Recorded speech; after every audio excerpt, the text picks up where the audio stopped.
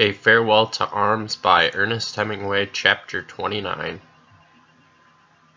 At noon we were stuck in a muddy road about, as nearly as we could figure, 10 kilometers from Udine. The rain had stopped during the forenoon, and 3 times we had heard planes coming, seen them pass overhead, watched them go far to the left, and heard them bombing on the main high road. We had worked through a network of secondary roads and had taken many roads that were blind, but had always, by backing up and finding another road, gotten closer to Udine. Now, Amo's car, in backing so that we might get out of a blind road, had gotten into the soft earth at the side, and the wheels, spinning, had dug deeper and deeper until the car rested on its differential. The thing to do now was to dig out in front of the wheels, put in brush so that the chains could grip, and then push until the car was on the road. We were all down on the road around the car. The 2 sergeants looked at the car and examined the wheels. Then they started off down the road without a word. I went after them. "Come on," I said. "Cut some brush." "We have to go," one said. "Get busy," I said, "and cut brush." "We have to go," one said. The others said nothing. They were in a hurry to start. They would not look at me. "I order you to come back to the car and cut brush," I said. The one sergeant turned. "We have to go on. In a little while you will be cut off. You can't order us. You're not our officer." "I order you to cut brush," I said. They turned and started down the road. "Halt," I said. They kept on down the muddy road, the hedge on either side. "I order you to halt," I called. They went a little faster. I opened up my holster, took the pistol, aimed at the one who had talked the most, and fired. I missed, and they both started to run. I shot 3 times and dropped one. The other went through the hedge and was out of sight. I fired at him through the hedge as he ran across the field. The pistol clicked empty, and I put in another clip. I saw it was too far to shoot at the second sergeant. He was far across the field, running, his head held low. I commenced to reload the empty clip. Bonello came up. "Let me go finish him," he said. I handed him the pistol, and he walked down to where the sergeant of engineers lay face down across the road. Bonello leaned over, put the pistol against the man's head, and pulled the trigger. The pistol did not fire. "You have to cock it," I said. He cocked it and fired twice. He took hold of the sergeant's legs and pulled him to the side of the road, so he lay beside the hedge. He came back and handed me the pistol. "The son of a bitch," he said. He looked toward the sergeant. "You see me shoot him, Tenente?" "We've got to get the brush quickly," I said. "Did I hit the other one at all?" "I don't think so," Amo said. "He was too far away to hit with the pistol." "The dirty scum," Piani said. We were all cutting twigs and branches. Everything had been taken out of the car. Bonello was digging out in front of the wheels. When we were ready, Amo started the car and put it into gear. The wheels spun around, throwing brush and mud. Bonello and I pushed until we could feel our joints crack. The car would not move. "Rock her back and forth, Bardo," I said. He drove the engine in reverse, then forward. The wheels only dug in deeper. Then the car was resting on the differential again, and the wheels spun freely in the holes they had dug. I straightened up. "We'll try her with a rope," I said. "I don't think it's any use, Tenente. You can't get a straight pull." "We have to try it," I said. "She won't come out any other way." Piani's and Bonello's cars could only move straight ahead down the narrow road. We roped both cars together and pulled. The wheels only pulled sideways against the ruts. "It's no good," I shouted. "Stop it." Piani and Bonello got down from their cars and came back. Amo got down. The girls were up the road about 40 yards, sitting on a stone wall. "What do you say, Tenente?" Bonello asked. "We'll dig out and try once more with the brush," I said. I looked down the road. It was my fault. I had led them up here. The sun was almost out from behind the clouds, and the body of the sergeant lay beside the hedge.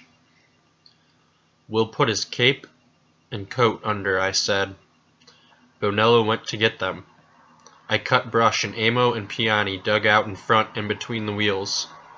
I cut the cape, then ripped it in two, and laid it under the wheel in the mud, then piled brush for the wheels to catch. We were ready to start, and Amo got up on the seat and started the car.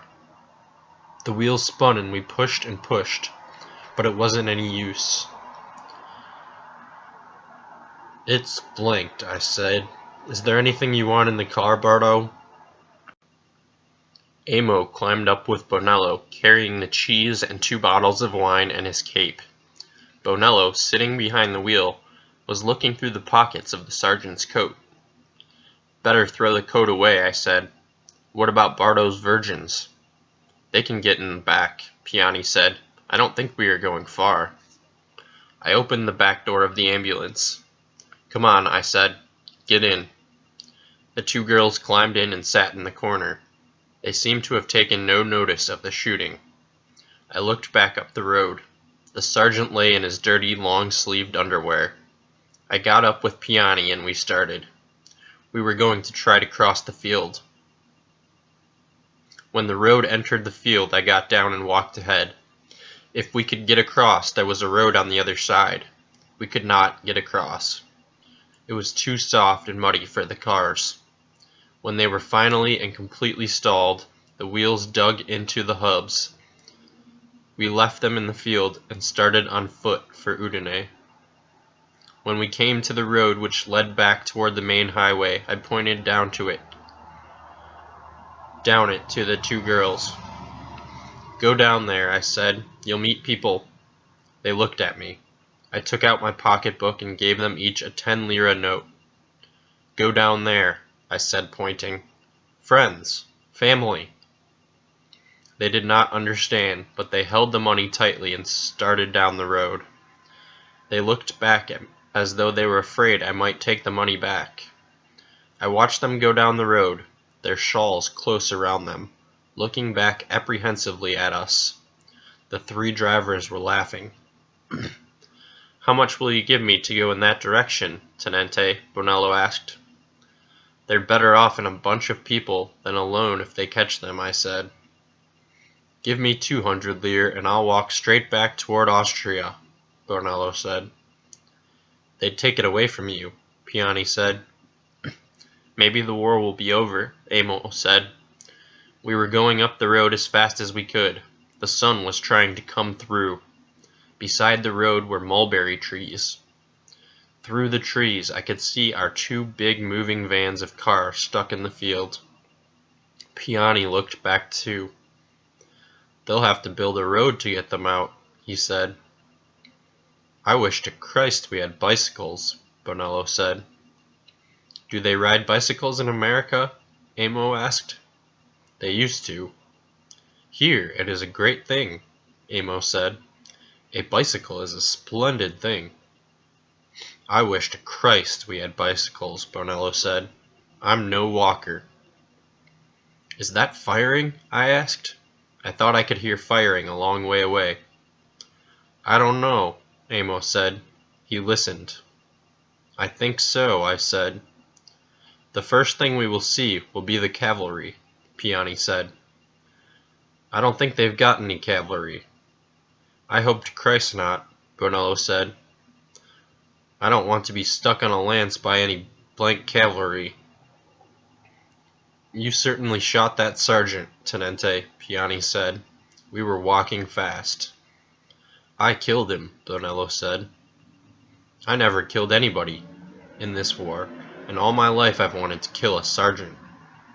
"You killed him on the sit, all right," Piani said. "He wasn't flying very fast when you killed him." "Never mind. That's one thing I can always remember. I killed that blank of a sergeant."